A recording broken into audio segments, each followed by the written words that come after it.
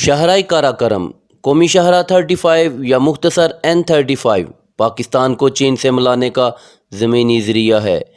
اسے کاراکرم ہائی وے اور شاہراہ ریشم بھی کہتے ہیں۔ یہ دنیا کے عظیم پہاڑی سلسلوں کاراکرم اور ہمالیہ کو عبور کرتی ہے۔ درہ خنجراب کے مقام پر سطح سمندر سے اس کی بلندی 4693 میٹر ہے۔ یہ چین کے صوبے سنکیانگ کو پاکستان کے شمالی علاقے سے ملاتی ہے۔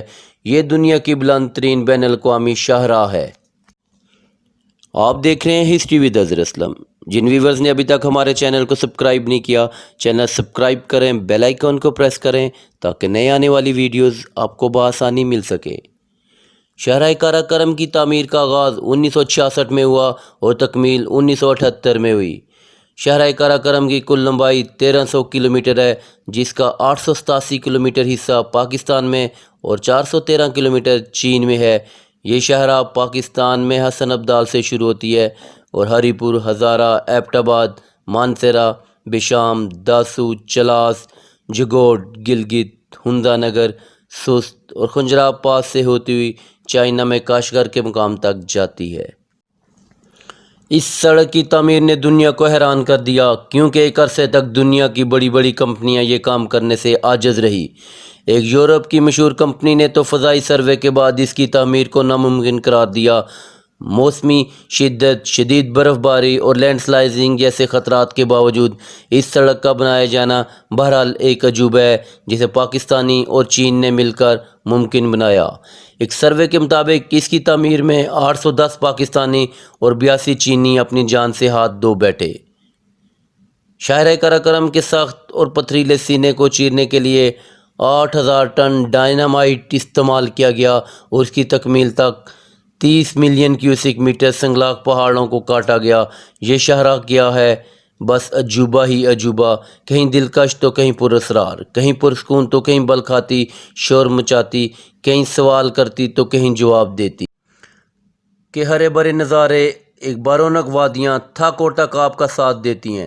تھاکوٹ سے دریائے سندھ بل کھاتا ہوا شاہراہ کاراکرم کے ساتھ ساتھ جگوٹ تک چلتا ہے، پھر سکردو کی طرف مڑ جاتا ہے۔ تھاکوٹ کے بعد کوہستان کا علاقہ شروع ہو جاتا ہے، جہاں جگہ جگہ دور بلندیوں سے اترتی پانی کی ندیاں سفر کو یادگار اور دلچسپ بناتے ہیں۔ کوہستان کے بعد چلاس کا علاقہ شروع ہوتا ہے، جو کہ سنگلاق پہاڑوں پر مشتمل ہے۔ چلاس ضلع دیامر کا ایک اہم علاقہ ہے۔ اس کو گلگت بلتستان کا دروازہ بھی کہا جاتا ہے۔ ناران سے بذریعہ بابوسا ٹاپ بھی چلاس تک پہنچا جا سکتا ہے۔ چلاس کے بعد شاہراہ کاراکرم نانگا پربت کے گرد گھومنے لگ جاتی ہے اور پھر رائے کوٹ کا پل آ جاتا ہے۔ یہ وہی مقام ہے جہاں سے فیری میڈوز اور نانگا پربت بیس کیمپ جانے کے لیے جیپیں کرائے پر ملتی ہیں۔ رائے کوٹ کے بعد نانگا پربت دریائے سندھ اور شاہراہ کاراکرم کا ایک حسین امتزاج بنتا ہے، جو کہ سیاحوں کو کچھ وقت کے لیے خاموش ہونے پر مجبور کر دیتا ہے۔ اس کے بعد گلگت ڈویژن کا آغاز ہوتا ہے، جس کے بعد پہلا عام مقام جگوٹ آتا ہے۔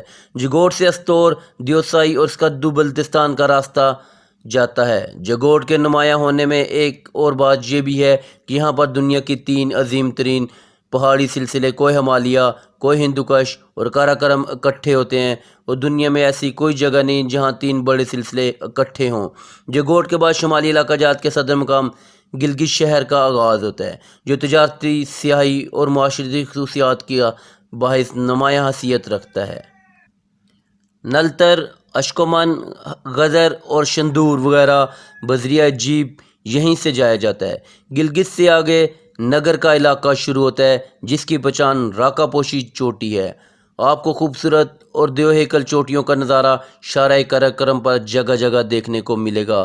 نگر اور ہنزا شاہراہ کاراکرم کے دونوں اطراف میں آباد ہے۔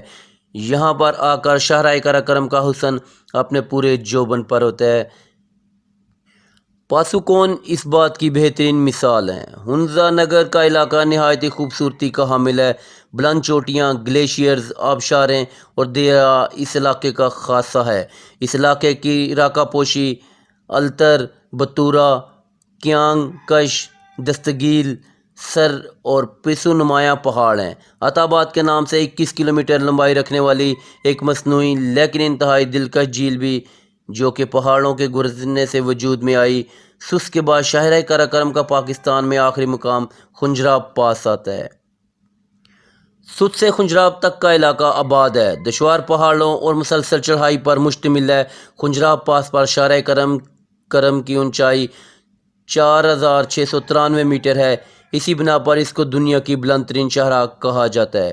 خنجراب میں دنیا کے منفرد جانور پائے جاتے ہیں، جس میں مارکو پولو بھیڑیں، برفانی چیتے، ماروٹ، ریچھ، مارخور اور نیل گائے وغیرہ شامل ہیں۔